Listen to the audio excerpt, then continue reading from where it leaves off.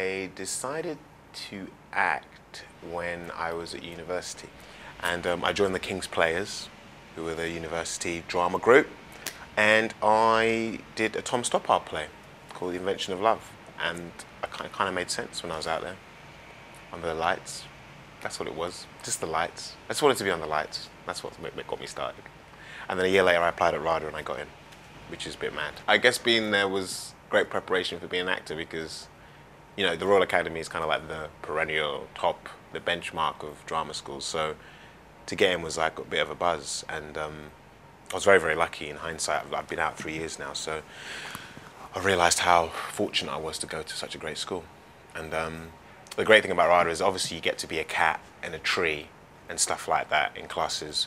But the wonderful thing is because it's got such a history, you actually get to meet people from the industry much quicker than most drama schools. So you're kind of prepared on a quicker pace than a lot of places. So, for example, Alan Rickman is one of the people on the board, so you'd see him all the time walking the corridors, and you know, it just prepares you for the glitter side of the industry, which is very important, and not feeling like kind of intimidated when you're going to meet whoever at the National, whoever here. So it was an amazing training. I was very lucky to get in. People always talk about auditions, and they're really nerve-wracking. I hate them because you kind of, in a way, it's not real. It's not really acting in a way because you have to go in and show off to some degree. And I mean, if the character is showing off in a particular scene, then that's needed for a scene. But as a person, I don't really like showing off when I'm acting. Just whether that's the solution for any particular scene, you know. And so I always find them really nerve-wracking. I always find them really a bit false, and everyone's nervous because they're just as nervous as you. Because I've sat on the other side of an audition thing, and they want whoever to come into the room to get the job. They're looking for the person. They don't want people to come in and be crap or rubbish or whatever. So yeah, it's a really weird environment. It's kind of, it's just an odd artificial environment where everyone's nervous, but yet you have to hide the nerves because you're showing off and all this kind of stuff, and it's a bit odd.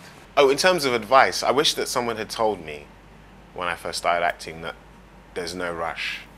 I wish someone had told me that. If you want to be a Formula One driver, actor, whatever, there's just no rush. Everything will reveal itself in time. I wish someone had told me that at the beginning, because you're running around worrying and thinking, oh, I want to do this, I want to do that, and it will all work out in time. Just enjoy it. That's the main thing. Because if you're rushing around and you're not accepting the place that you're at, you end up not enjoying it. You end up endgaming and worrying about the future rather than enjoying the moment.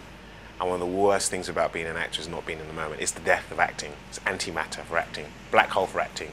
I would say the biggest lie is, oh, you're going to be a star and all this kind of crap. But the bottom line is, that's what it's not in terms of star. You should want to do the best that you can at anything that you do.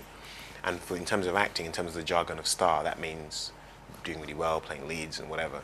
But at the same time, it's something that shouldn't be encouraged, because I think we live in a very media, celebrity-obsessed environment. And I think, for me, there's a division happening between people who do the craft and people who just want to be on the front of Heat magazine. You know, the notion of what a star is has changed, and I don't agree with what it is now. I think we're actors, and that's our job, and that's what we do. We tell really good stories, but now, if you're an actor, you're on the front of Heat magazine, you're sleeping with John Terry, you're on Big Brother, you know, you're doing all sorts of other things which got nothing to do with acting, but all to do with fame. So I think for young actors, the fame question is the dangerous thing for me. That's the most dangerous thing, because we're entering a really interesting phase of what it means to be an actor.